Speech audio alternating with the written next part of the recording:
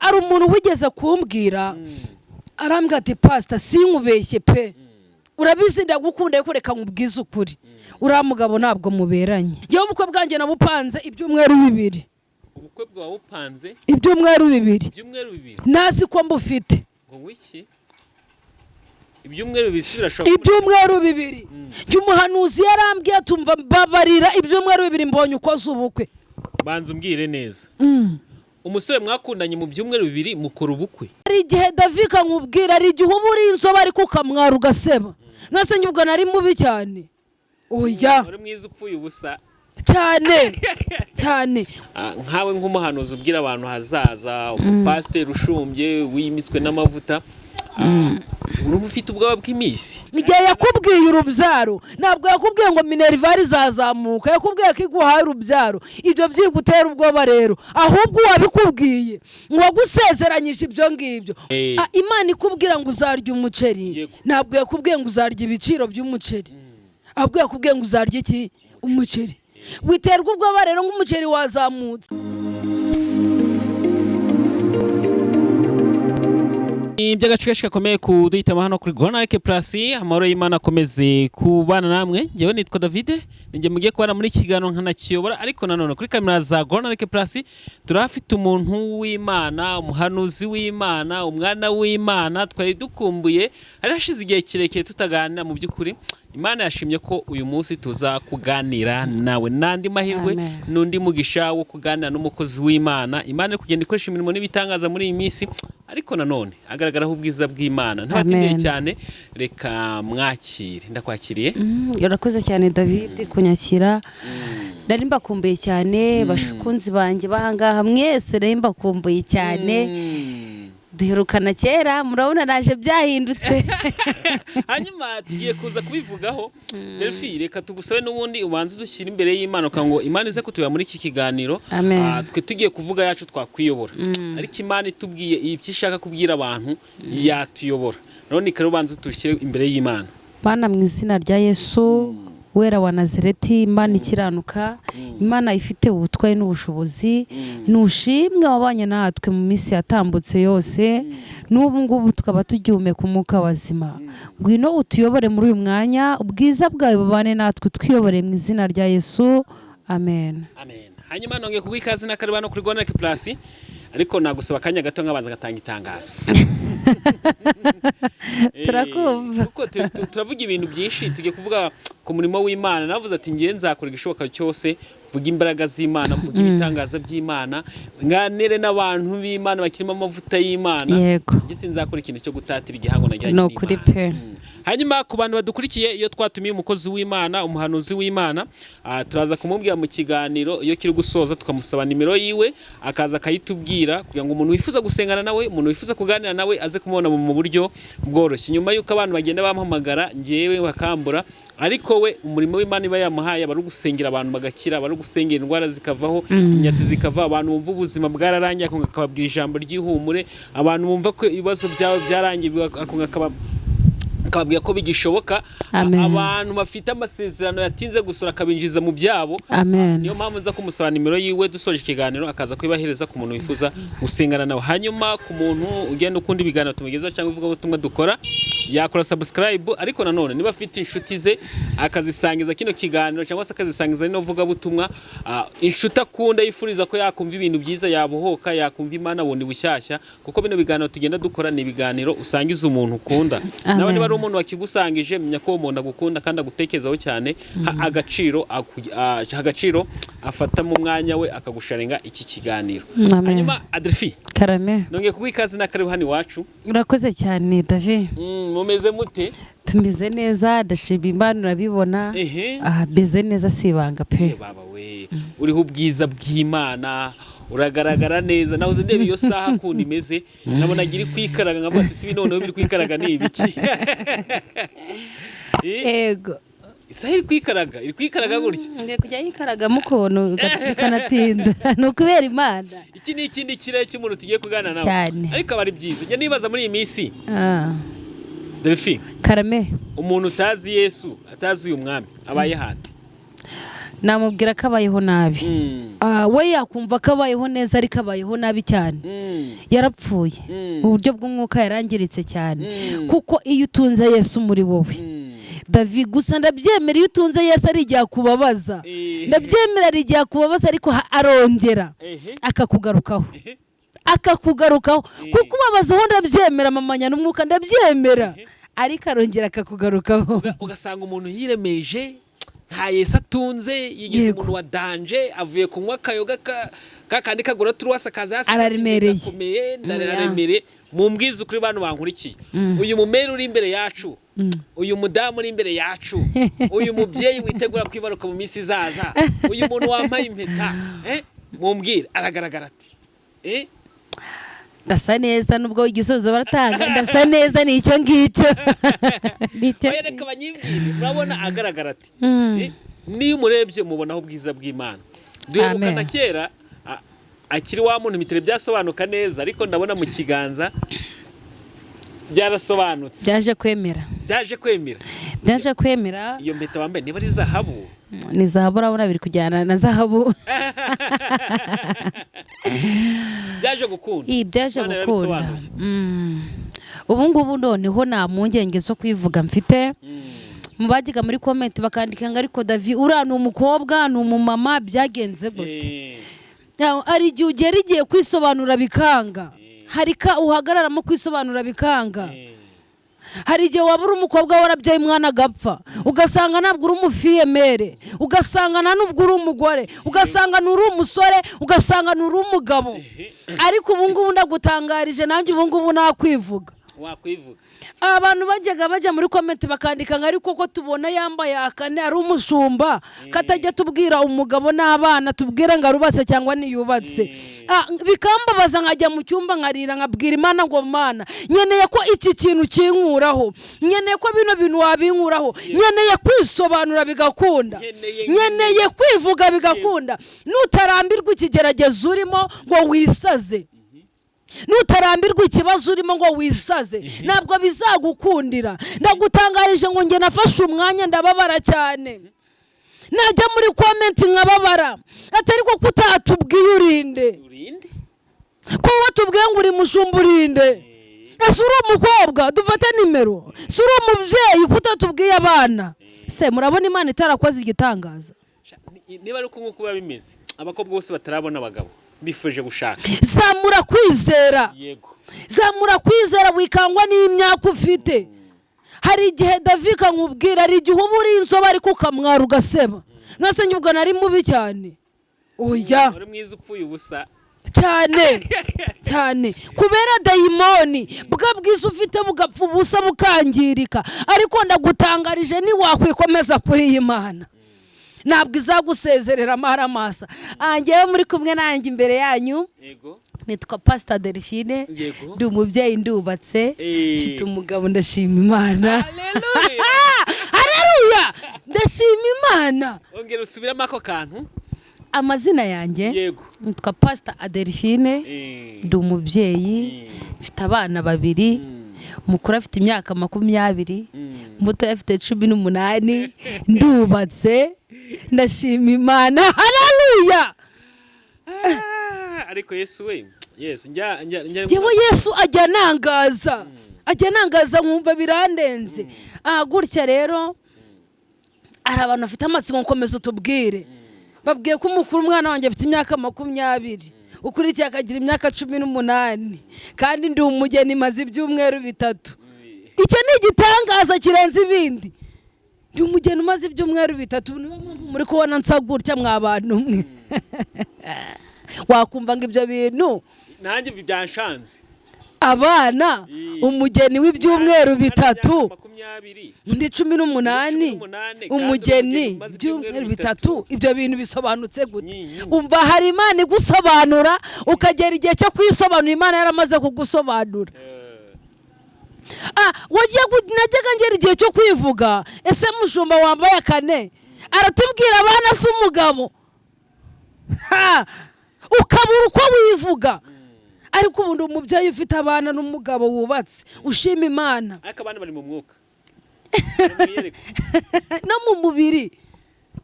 ngo mweyerekwa mfite abana. hanyuma abantu badukurikiye njya nkunda kuvuga ngo turebe twumva ariko tunige. Yego. Twige dukuremo ikintu cyitwa isomo. Niba ubona ibintu byawe byaranze Delphine ni urugero rwiza rwo kugira ngo nawe ukomeze kunamba ku Mana. Yego. Wiyandurishe ibyo kurya by'ibwami. Ni ukuri. Sibyo? Ndabyibuka nza ko ahangaha kuri kamera umunsi meruka ahangaha bwa nyuma naraje. Ni umunsi wo kwimikwa ndabyibuka David ni cyagiye nayo nimitswe. Wari umaze iminsi mike ya wimitswe. Ari ukuntu wabivuzeho usa naho unkomerekeje mbivamo. Uravuga ngo ariko wimitswe ariko nyine abana n'umugabo urongera ubisimbukaho musubire mu biganiro inyuma twagiranye. Ako kantu yabaye nkaho nkomerekeje ndirengagiza. Abantu wese baneza muri comment ngo tubarize abana n'umugabo. Basigiye gusebya ibibazo byagukurikije. Si kugira umuntu akwibutsa inenge ufite birakubabaza. Basibabara ariko uyu munsi birasobanutse noneho. Hari ibyo ntakubaza. Hari ibyisobanuye. Hari ibyisobanuye. Hari ibyo ntakubaza n'ibyo abantu tureba tukahita twibwira. Yego. Hanyuma Delphine tugiye kuganira ku kiganiro gikomeye. Turabaza no kumva ijambo ry'Imana. Njye nkunda ijambo ry'Imana. Ariko muri iyi minsi ni iminsi iruhije umugenzi. Biragoye. Ni iminsi iruhije umugenzi. Nkawe nk'umuhanuzi ubwira abantu hazaza, umupasiteri ushumbye wimiswe n'amavuta. Urumva ufite ubwoba bw'iminsi? Njya nkunda kubabwira ngo nta bwoba bw'ibihe cyangwa iminsi dufite kuko nyiribihe turaziranye tuzi icyo akora. Ari umuntu wigeze kuvuga ngo afite ubwoba bw'uko ibiciro byazamutse ku masoko kandi Imana yaravuze ngo tuzarya. Ariko nyuma y'uko Imana ivuze ngo tuzarya, David ntabwo yavuze ngo tuzarya ibiciro. Yo yarakubwiye ngo uzarya uzananywa ariko ntabwo yakubwiye ibiciro. Rero witerwa ubwoba n'ibihe. Imana igihe yakwemera imodoka ntabwo yakubwiye ngo esanse izazamuka. Nuko yarize ikibazo cya esanse ko kizabaho kigutera ubwoba. Igihe yakubwiye urubyaro ntabwo yakubwiye ngo minervari izazamuka. Yakubwiye ko iguhaye urubyaro. Ibyo byigutera ubwoba rero. Ahubwo wabikubwiye ngo wagusezeranyije ibyo ngibyo. Muhanga amaso. Komeza urebeyo. Muhanga amaso. Mubwire ngo ibyo wambwiye nibyo. Nabibonye. Witerwa ubwoba ngo ngumva nk'umuceri wazamutse. Ikubwira ngo uzarya naye yakubwiye ngo uzarya umuceri. Yakubwiye ko uzarya umuceri. Wiyigirira impuhwe rero. Amafaranga irayafite. Ko kantu gasubiremo neza. Imana ikubwira ngo uzarya umuceri. Ntabwo yakubwiye ngo uzarya ibiciro by'umuceri. Ahubwo yakubwiye ngo uzarya iki? Umuceri. Witerwa ubwoba rero ngo umuceri wazamutse. Ngo wazamutse ngo ibintu ngo byanze ngo byagoye. Oya, ivugana nawe yarizi ibiciro ko bizazamuka. Yihanga amaso rero. Wiyigirira impuhwe amafaranga irayafite. Nuko abantu batumva abantu ahantu tuguye kutizera. Ariko rino jambo numvise Imana itwemerera imodoka ntigeze itubwira esanse ngo yazamutse. Ngo nzaguha imodoka ngo ariko esanse uzirwanaho nabyo yakubwiye. Yakubwiye ko izaguha imodoka ukayigendamo. Ikubwira kujya i Burayi ntabwo yakubwiye kuntu uzabaho. Yakubwiye ko uzajyayo yarizi n'ibizagutungira i Burayi. Iguhereza pasiporo ntabwo yahise ikubwira ngo uzishakira visa. Oya, yari ibizi ko nayo yikeneye. Ikubwira ko uzabona iduka ntabwo yakubwiye ngo ariko uzirangurira. Oya, ntabwo yarizi ko uzahagararamo. Yarizi n'ibyo uzacuruza uri muri iryo duka. Mbabarira gabanya kwiheba. Ntabwo yavuze iduka uzagenda ukicamo nta bicuruzwa. Oya. Oya, wicika intege. Kumva n'ikiganiro nagisoreza. Nanjye numva twasoreza ahangaha ngafunga iyo kamera yawe. Kuko numva ibintu urimo kuvuga wasanga n'iki kirere urimo. Oya, niko biri. Imana iza kumfata gutya ikamereza amabere. Yari izi ko nzonsa. Yari ibizi neza. Yari ibizi. Ijya kundema ikamagarika gutya yari izi ko igitenge cyambera. Nigeze kwisaza nayibaza ngo ariko urabona igitenge kitambereye. Yari ibizi ko ibyo ngibyo bimbereye. Humura pe. Irabizi ko guheka ukabyara bikubereye. Irabizi wirira. Irabizi aho ngaho ku gitanda uryamye ku gisasiro. Irabizi ko iyo kanseri yakira. Irabizi mbabarira wikwiheba. David utarasenga Imana ikubwira ko bitazashoboka wikwiyangiriza. utarasenga Imana ikubwira ko bitazakunda, mbabarira wifata umwanzuro mubi. Utarasenga Imana ikubwira ko muri stoke yayo abagabo bashize, mbabarira wikwiyangiriza ugafata umwanzuro. Utarasenga manzu usenge ikubwira ko bitazakunda, manzu usenge ikubwira ko divorce ihari. Utarasenga ngo ibikumenyesha, mbabarira utawutangekeye kuko nayihari. Eko David wafashijwe pe, ndabona warambaraye wafashijwe. Nyine nafashijwe. Hari ukuntu numva amagambo nuko abantu badukurikiye batari gushikira amagambo turi bari kubyumva. Buri hari ukuntu hari umuntu wigeze kutubwiza avuze ati nkongiye ikiro kibira kigura inoti y'ijana, rimwe na rimwe ikanamanuka kigega kuri 80, kigenera buraraga. Yego urumva, kandi icyo gihe nubwo yaburaraga yari afite umwana umwe gahibaze, none umwana afite 5, ariko nago yaburi birayi, ariko nta buri biraya kandi birahenze. Barebe ikiro kibira ahantu kigeze. Birahenze ariko ntabwo yabibura. Rigeze nsenga ndavuga buri Imana ninabara nzatura Rubavu, nzatura mu Kinigi, nzatura mu Cyanika. Ariko Imana irambwira ngo wa mupfapfa we, narakubwira ko mu murwa amazu yashize wimbwira ibyo ngibyo. I Kigali n'uyi Kigali, ndi umuturage ubarizwa muri Kigali. Imana itarakubwira ngo nibizakunda, gabanya urusaku. Ubwo nawe urusaku rw'imodoka urarumenyererwa muri Kigali. Yesu we, duherukana muri ya mavuta y'Imusanze, ariko ubu ngubu so nanjye ndi i Kigali, ndi kujya nyiragutse. Icyongereza cyaraje so. Anyway so ubu ngubu ndi umuturage uri kubarizwa i Kigali. Ibyo ngibyo babikuraho ubundi. Imana yacu kigikora, ngende ubuhamya bwigendera. Twahuraga tuvumba zaburi z'abandi kuva ku wa mbere, ku wa kabiri, ku wa gatatu, ariko nanjye ubu ngubu zaburi ndi kuririmba ntabwo ari ya bene Safu, ntabwo ari ya Dawidi, ndi kuririmba zaburi yanjye bwite, niyo ndi kuririmba. Ndi kuvuga ko Imana ikora kuko yakoze iby'imbaraga. So anyway il faut faire attention. So bivuge na ari umuntu wigeze kumbwira, arambwira ati pastor sinkubeshye pe, urabizi ndagukunda yuko reka nkubwize ukuri, uriya mugabo ntabwo muberanye. Uwo muri kubana? Aho turi kubana mugabo wanjye, uwo muri kumwe, umuntu yaramamagara arambwira ati umugabo wawe ejo bundi mwakoze ubukwe pe, mwari muberewe ariko ntabwo muberanye. Kubera iki? Ndangije uzatunga mwuka wera kugira usubiza umuntu vuba. Nambwa wabibonye neza witegereje? Ati namuberanye. Ndamubwira ati ariko wa mupfapfa we nkubwiza ukuri. Umbwira gute umugabo ko tutaberanye? Ni muremure ndi mugufi. Umbwira gute ko tutaberanye? Umugabo atuye i Kigali, nge ndi Musanze, ngiye gutaha i Kigali. Umbwira gute ko tutaberanye? Nari iconje afite ibyo kurya. Umbwira gute ko tutaberanye? Icyo mukore kubazimu bakubwira ngo ibyiza nibikubereye. Nituberanye, afite imodoka najyaga ntega igare. Umbwira gute ko tutaberanye? Umva ko kantu kavuye neza. Afite imodoka wajya gutega igare. Yesu we, afite imodoka najyaga ntega igare. Gute umbwira none ngo ntabwo tuberanye? Davize tuberanye. Umugabo afite ibyo kurya, inzara nawe yari ikwishe. Ni gute mutaberanye? Waryaga umuciro utagira icyo kuburisha. Na wabo ubona gashimye. Atagira nayo ngo inzara yari imfashe. Inzara yagufata suka binzobe. Wa mugabo na wabibonye bize ku mugabo. Wabibonye bize ku mugabo. Hashimwe Yesu wabikoze. Hashimwe Imana yemera ko byose bitugera, ariko byose bikaba umugambi w'Imana. Amen. Wibuka igihe twaganiriye turavuga ati bitugeraho byose Imana yabyemeye ko iba yabyemeye. Iryo jambo ry'iba ko narivuze. Urabyibuka? Ndabyibuka neza David. Ndabyibuka dusubiye mu biganiro inyuma. Buranda kubonye mitansubiza amaso inyuma, numva ubwiza bw'Imana burandenze. Urabyibuka nza kuri kamera, wafata kamera nkakubwira ati David kamanze nifubike hano mu josi, kamanze nshira agasharupe hano, urabona protemanto byaranze. Urabyibuka nzi ukajya kungura agatambara ko kwitega nabuza ko kwitegura. Byibuka neza twajya gutega David ukanegera igare, nawe byari byaranze burya.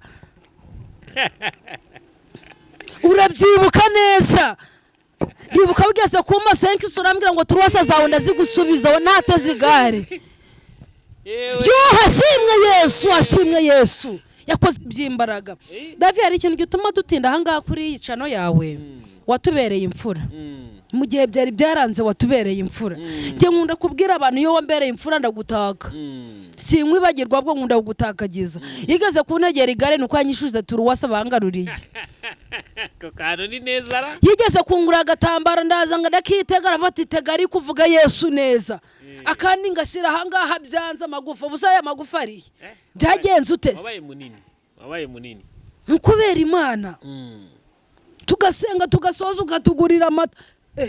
Byari byaranze, ariko Yesu twavuze neza. Iyo wavuze uyu mugabo neza, haleluya. Iyo wavuze Kristo neza, utari mu gihe cyiza, agutereka mu gihe cyiza cy'ubutabazi. Uburi muri cyagiye cy'Imana yakubwiraga. Yego, najyaga numva kari ibyanyu, kari byo mu bitabo, kari ibyanyu by'abahanuzi muri kompapira. Nakera ko Imana iramutabara kandi wari umuhanuzi. Ariko urugamba ubundi wabyitwaye muto gusengera abantu ukabona barasubizwa ariko ibyawe ukabona byo ugahanura ubukwe bugacya bwabaye uwo wabuhanuriye bugacya ari gukubwira ngo uranyambarira ukajyayo, ariko kujyayo si ukunezera wagahinda kabaga kanyisha. Ngahanura Yesu we, hashimwe Yesu wabanye natwe, gusa ni mu mashimwe nawe ufite ikibazo nk'icyanjye, cyangwa nawe ufite abana bameze nkanjye byari byaranze, umuryango wose turi igicibwa, inshuti zose ati wowe byaranze, kandi utubwira ngo urasenga, kandi tukubonamo mwuka wera. Mbabarira, Imana itanga igisubizo cyemeza abantu ko wasenze. Uku kwezi Imana itanga igisubizo kikwemeza ko wasenze. Mu bantu barajya mu biganiro ku yandi macano n'ahandi hose nkunda kwibabwira, ngewe ubukwe bwanjye nabupanze ibyumweru 2. Ubukwe bwawe upanze ibyumweru 2. Nazi ko mbufite. Ngo wiki? Ibyumweru 2 birashoboka. Ibyumweru 2. Umuhanuzi yarambwiye tumva babarira ibyumweru 2 mbonye uko zubukwe. Ndamubwira ariko uri umushinyaguzi, ibyumweru 2 nasharingira. Ubwo ibyumweru 2 ndakora ubukwe, uwo mugabo urankunda mu byumweru 2, uwo mugabo nuwahe urankunda mu byumweru 2. Arangije arambwira ati mbabarira witegure. Itegure. Njye nkunda kubivuga. Ntabwo njye nkunda kubisha bura Davi. Uwo muntu ugeze kubimanura akamubabwira namwe mbambenere nibanga. Ni umuprofete w'i Kigali witwa Fisto. Uriya mugabo aba mu mwuka w'Imana. Aba mu mwuka w'Imana yarambwiye ngo ibyumweru 2 genda witegure, mbonye uko zubukwe ndarira. Ubukwe se bwaye mwagiye mureka kutubesha. Mbona umusore utariwe muri ibyo byumweru 2 ngira ngo niwe nicira inzira. Ndamuhamagara arambwira ngo Imana yavuze ubukwe na yavuze kwishingira. Faya bona abazimu. Ndangije ngiye kumva telefone numvira sonye umuntu aramamagara Marene wanjye ati duhure ku kibuga cy'indege. Mageze nsanga ari kumwe n'umusore mwiza pe w'ibogari, mwiza sinkubeshye mwiza, anarakunditse. Arambwira atari kuribuka isezerano naragwaye mu myaka yose. Ubwo ni byinshi kuko muzi ko dukora ikiganiro kigufi. Njewe banza umbwire neza. Umusore mwakundanye mu byumweru 2 mukora ubukwe? Ntabwo twakundanye mu byumweru 2. Twe dusanzwe tuziranye. Ariko mu kumenyana biza kurangira agiye hanze ndamubura. Nazi uko bigenze turatandukana kubera iminsi, ariko yari amayisezerano ati ngenda kijejwe. Na wundi mugore narongora utari wowe. Ndamubwira atariko iyo umbwira iki kugenza neza ukareka kuza kunuburira gutyo. Ndangije nyoboka inzira yo gusenga ndihangana. Umushumba witwa Profete Okabyara arambwira ati mu byumweru 2 ziko ufite ubukwe. Ndamubwira si bwahe ko byanze, uwo nguwo amasezerano kwasize imyaka myinshi, ubwo bukwe n'ubwahe. Ndaseka. Burihe wase kumbeshya. Uwo musore amamagaye Marina amamagaye ku kibuga cy'indege Musanze, nsanga ari kumwe n'uwo musore katwihute. Avuye hanze? Avuye hanze uga niho byatangiriye. Muhuriye ku kibuga. Arambwira ati rero you will marry me. You will marry me. Ashimwe Yesu. Ashimwe Yesu we. Ndangije ndamubwira ngo uvuze mutega amatwi nuje. ku kibuga cy'indege. Ikizakwemeza ko wasenze Imana izashyiramo n'akantu kakwemeza ko wavuganye nayo. Ntabwo uzajya guporoporezwa mu ishyamba, ntabwo uzajya guporoporezwa ahantu hihishe, oya, kumugaragara, ahantu hagaragara. Marene wanjye yari aho ngaho ahagaze, buriya uzambabare ntiwiyandurisha abapagani ngo mugendane, ku buryo n'uwakwibagiwe naza kugushaka azagusangana n'umuntu usenga. Njyewe wambuze cyane wavuga ati kamamagare David amubwira aho Delphine aba, kuko bazi ko David akijijwe niho wansanga. Bahamagara Marene arakijijwe arasenga ku kibuga cy'indege, ngera nanjye nambaye neza, aramporopoza. Numva ijwi ngo say yes. Say yes. Mita numva ni nk'amajwi y'abantu benshi babimbwiye, mita numva ni abantu benshi babivuze benshi cyane. Amen. Ndamubwira ngo ndabyemeye. Muhereza ikiganza. Nyimuhereza ikiganza arambwiye ngo iri fafera attention no kwitonda. Hano harimo ikintu cy'itonderwa. Ndaguporopoje nibyo, ariko no kwitonda. Habaye ikisi. Ati ngewe rero nyimara kugupropose uremera ko dukora ubukwe mu byumweru 2. Haleluya. Utegura ubukwe mu byumweru 2. Uremera kunkingirwa mu byumweru 2. Ndavuga se mu rugo iwacu barabyakira gute? Se mu itorero barabyakira bite? Ariko Imana nukayitekerereze ngo yorohereze, ifite amafaranga iri yahagije. Ndi umuntu wakoze ubukwe bwiza muri Musanze. Nabonye amafoto, ndeba ukuntu mwari mukimajya mu rusengero. Yesu we, ndeba ukuntu uri waberewe. Banwikira no mu maso mama, nza banwikiye mu maso. Ibyo ngibyo babikura he? Bagutwikira mu maso abantu bose bakugirira amatsiko. Mu byumweru 2 gusa. Mu byumweru 2 nahise bamagara mu profete w'i Kigali. Ndamuhamagara atari ko professor ibintu bimbayeho. Byumweru 2 mfite ubukwe. Ati iryo niryo sezerano Imana yaguhaye. Niryo ngiryo nta bindi yakubwiye nibyo, jya kwitegura. Ndamubwiye se kandi biragenda ute? Naramusobanuza arambwiye ngo mfite umuntu wambika abageni. Mfite umuntu wambika abageni. Nyimara kumusobanuza ibindi bintu byinshi, umuhanuzi uri mu mwuka w'Imana nagarindira izindi nzira, ahita kubwira ati yakubishya kuri rya sezerano. Mfite umuntu wambika abageni neza, waza ukigera Agatimba. Ngutangarisha ko twavuye ku kibuga cy'indege ndi kujya kwigera Agatimba. Namanutse nasheri mfite, nagiye nasheri mbayo n'Agatimba namaze kukigera. Ku kibuga cy'indege uri kujya kwigera Agatimba ku bukwe.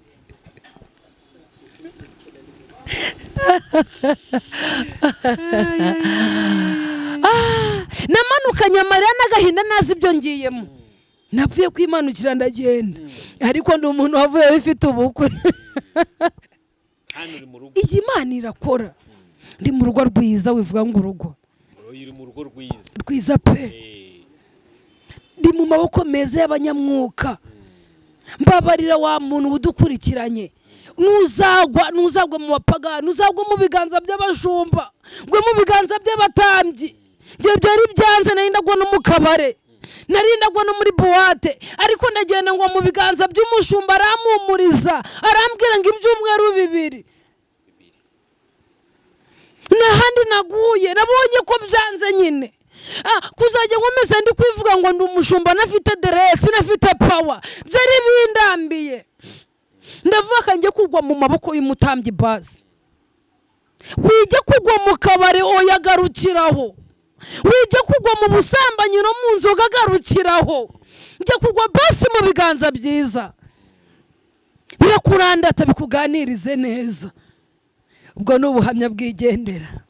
Tuzafata kaya tubivugeho birambuye. Amen. N'Imana nidukundira tuzagenda twicamwa n'umutware we. Amen. Nawe tugana n'ibidukundira, ariko reka tureke ubuhamya hano ubwo twigane ku bindi bikorwa by'Imana. Amen. Hanyuma Delphine, umurimo w'Imana yaguhaye uhagaze ute muri iyi minsi? Urumva muri iyi minsi magaze neza cyane. Birumvikana uri mu kindi kirere. Magaze neza, ndi mama mushumba. Urumva nimba nari umushumba, umugabo niwe undenzeho cyane, ndi mama pasiteri, kuko urumva umugabo niwe mushumba. Ndabaye mama pasiteri. yego tukuze nk'umuhanuzi Imana yagiye ikoresha imirimo n'ibitangaza wakisengera abantu benshi barakira indwara zirakira hanyuma ubu ngubu bihagaze gute ku bantu bari kugushaka ubwo ntibari kuko uhugiye mu bintu byo kwishimira umunezero w'urugo?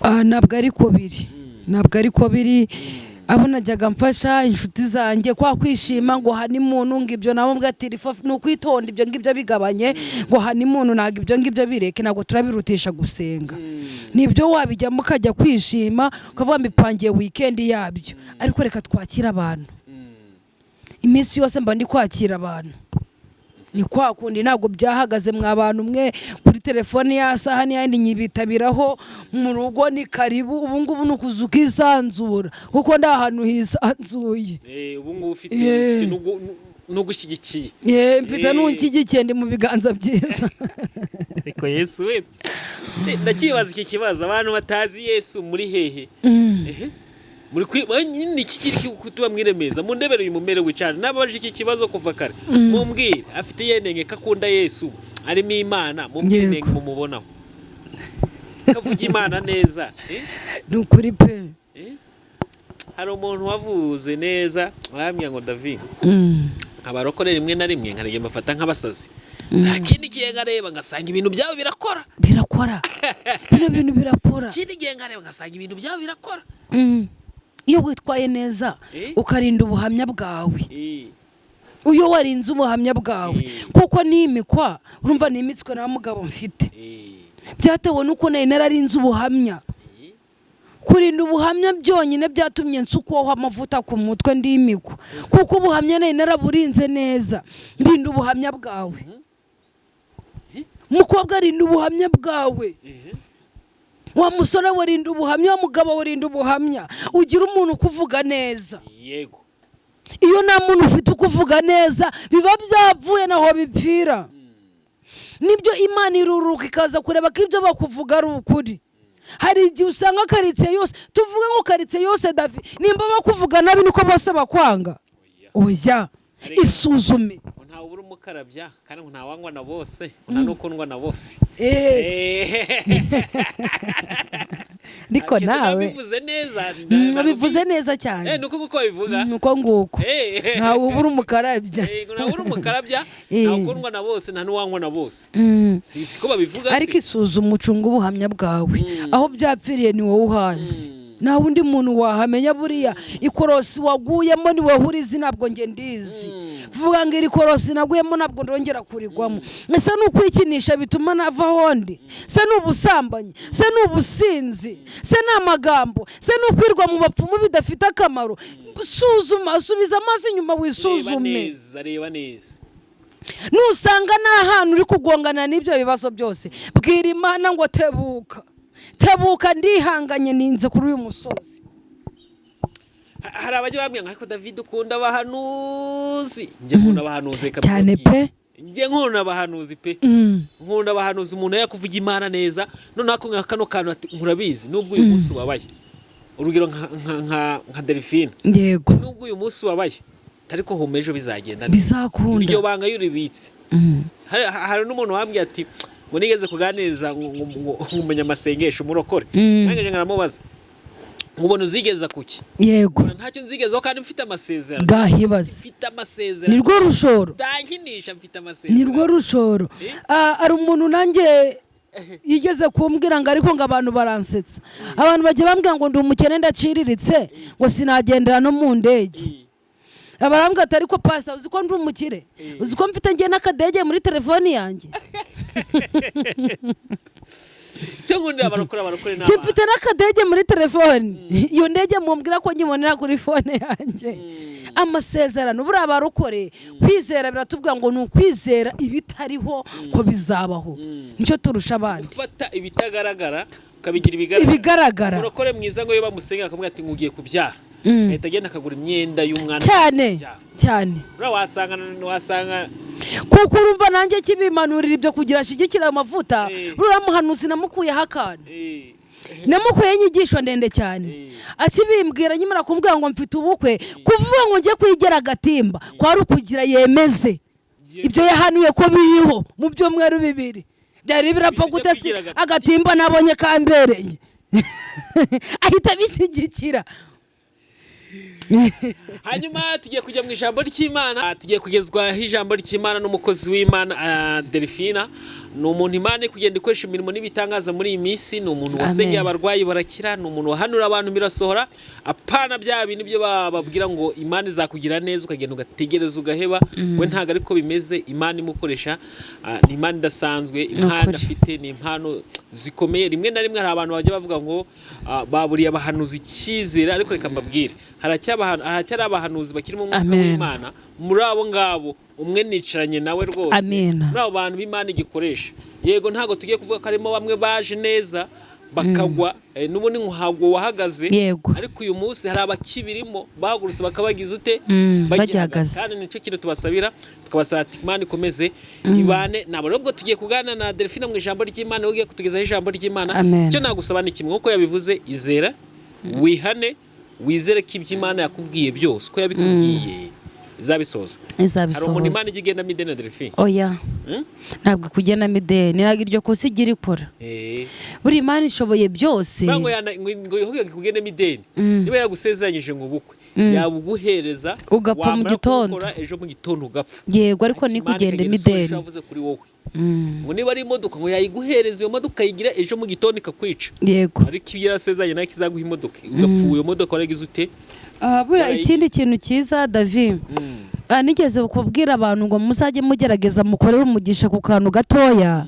Ndabyibuka umuntu nigeze kubwira abantu kuri kamera ngo mbabarira, ngiye kugusaba akantu gatoya ukame, kanda kuri subscribe. Ndangije kubabwira ngo kanda kuri subscribe, nijwi ribimbwiye. Ndangije navuga ngo Imana ibahereze umugisha. Ukikoraho gusa Imana iguhereza umugisha. Sinyene kuzajya ukurikirana ibyo biganiro, ntabwo mbyitayeho. Numva ijwi rirambwiye ngo babwire bakandeho gusa bikomereze. Nahise mpamagarwa n'amatelefone menshi uwo munsi. Amatelefone menshi aramamagara ati nyimara gukandaho boss yari yaranze kunyishyura, ahise anyishyura. Aramamagaye ngo anyishyure. Nyimara gukandaho ku kazi baramamagaye, bambwiye ko kwa mbere nzajya mu kazi. Ku kantu gatoya kakakubuza umugisha. Amina. Reka dusome muri Esther ibice 9 umurongo wa mbere. Mutwe w'amagambo ratubwiye ngo abayuda bica abanzi babo. Ku munsi wa 15 w'ukwezi kwa 12 kwitwa Adari, itegeko n'iteka by'umwami byendaga gusohorezwa. Niwo munsi abanzi b'abayuda bibwiraga ko bagiye kubagiraho ububasha, ariko birahinduka. Abayuda bari bo bagira ububasha ku banzi babo. Mwakiye neza ijambo ry'Imana. Bibiliya iratubwira ngo ku munsi wa 10 ku kwezi kwa 12 kwitwa Adari, itegeko n'iteka by'umwami ngicyo gihe byendaga gusohozwa. Hari itegeko ryari ryasohotse ko abayuda bose bagomba gupfa.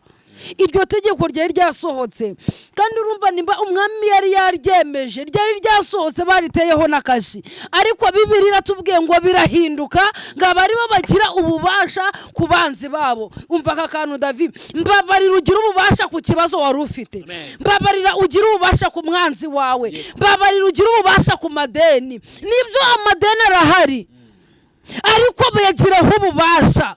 Kuba mu bukode igihe kirekire bigiraho ububasha. Ibibwira ngo ndagusezereye guhera uyu munsi. Ubu burwayi nari mfite kanseri nyimaranye igihe, ariko ndayisezereye. Nari mfite amadeni ndayasezereye. Haleluya. Nari mfite ikibazo cyo kutabyara, icyo ngicyo ndagisezereye.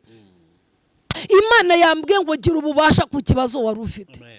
Imana iguhaye imbaraga zo kugira ububasha ku kibazo wari ufite. Waba wari warabuze na minerivare yo kwishurira abana, ariko Imana irakubwiye ngo akira ububasha ku kibazo wari ufite.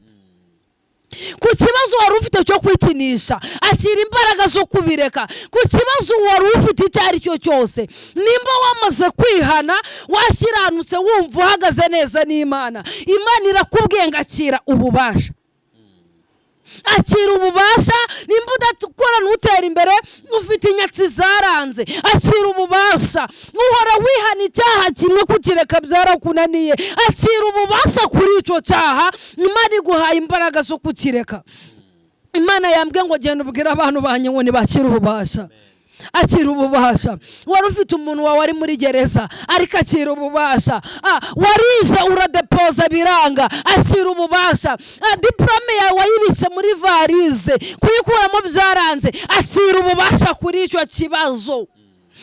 Barakuroza uruhu rwawe warahumanye, akira ububasha. Imana yambwiye ngo itanze ububasha, itanze ububasha ku bintu byananiranye. Ufite abana bahura badapoza bashaka kujya hanze byarananiranye, akira ububasha kuri icyo kibazo. Uri umushomeri byaranze ariko wari usenga Imana ikakubwira ko hari ikikoze, akira ububasha kuri icyo kibazo. Abayuda byari byanze, byari byananiranye, itegeko ryari ryanasohotse ribica ariko ngo birahinduka, bagira ububasha ku banzi babo. Mbabarira wizere, aho wari ucitse intege izere ko Imana iguhaye ububasha. Mwakire neza ijambo ry'Imana. Haleluya, haleluya, haleluya. Imana ishimwe ububasha. Hanyuma urakoze mukozi w'Imana ku ijambo ry'Imana tugejejeho. Nitwakira ububasha. Amen. Mu by'ukuri ku muntu wizeye, ariko nanone ku muntu utizeye we sinzi bye. Nkuko nahoze mbabwiye ati umuntu utazi Yesu sinzi hano aherereye. Amen. Inzira ya mbere no kwamenya Yesu, ukamenya ubutware bwe kuntu bukora, nugira ngo ugumane nawe, ukamenya uburyo ugumana nawe, kandi inzira n'ukuri n'ubugingo bizatugeza hehe? Kwa data. Kwa data. Bivuze ngo ugomba kumumenya ko byagenda kose. Ni ukuri. Ukamenya igitambo cy'amaraso yameneye abantu. Ni ukuri. Wababwira ati abantu mutazi Yesu muri hehe? Murabona umuhanuzi w'Imana atagaragara neza cyane. Ibi ni ukubera Imana, ntabwo ari ukubera abana b'abantu. Ni Imana. Ni ukubera Imana, ntabwo ari abana b'abantu. Hanyuma rero tugeze mu kanya keza ko gufata nimero y'umukozi w'Imana ku bantu bifuza gusengana nawe, ku bantu bafite ibyifuzo bigiye bitandukanye, ku bantu bafite indwara zanze gukira, ku bantu baremerewe n'ibibazo, tugiye gufata nimero yiwe. Numva ko buri muntu wese urebye iki kiganiro akagera kuri uyu munota, ino nimero arayifata. Niba afite ikibazo, ku muntu udafite ikibazo reka tumureke. Sibyo ko namaze kumenya ko buri muntu wese afite agasonga ke. Imana ikura ikitwica ariko igasiga igituma dusenga. Ku muntu wakurikiye akaba ageze kuri uyu munota, niza ko nimero ari buze kuyifata. Hanyuma nikaribona nimero ya mukozi w'Imana. Nimero iriho mbona no kuri WhatsApp 079 31 24 285 079 31 24 285. Niyo ngiyo ukamamagara tugasenga. Hanyuma n'ubundi reka tumusabe afasha abantu kwinginga ku Mana, ku bantu bariho batagira urubyaro, abantu b'urushako rwabuze, abantu bafite ibibazo bigiye bitandukanye, abantu bafite uburwayi, abantu babona ko ubuzima bwabo bwarangiye, abantu basizwe n'inshuti n'abavandimwe, mbese ba bantu bumva ko batari mu mwanya mwiza, abantu bafite ibibazo bose, abantu bafite ibyifuzo bigiye bitandukanye, abo bose abasengere. Asengera abo bantu kugira ngo Imana y'amahoro ikomeze kuborohereza kandi igira icyo ikora ku buzima bwabo, kandi nizeye ko Imana iri buze kubikora. Ni karibu Mana mu izina rya Yesu. Sengeye buri mwe wese udukurikiranye, buri mwe wese umaze kumva iki kiganiro afite ukwizera, buri mwe wese udukurikiranye afite ikibazo, reka ukoresha itegeko. Koresha itegeko mu bwoko bwawe, mu babyeyi ukoresha itegeko, mu barwaye, buri mwe wese ku kibazo cye koresha itegeko. Urakoze kuri Imana ibyumvishe, urakoze kuri Imana ibikoze mu izina rya Yesu. Amen. Hanyuma mukozi w'Imana turagushimiye, nawe wakomeje kudukurikira, nawe turagushimiye. Niba wakunze ikiganiro twakoze cyangwa ivugabutumwa twakoze, kora subscribe, ariko nanone urebe inshuti zawe uzisangize kino kiganiro. Shalom. Amen.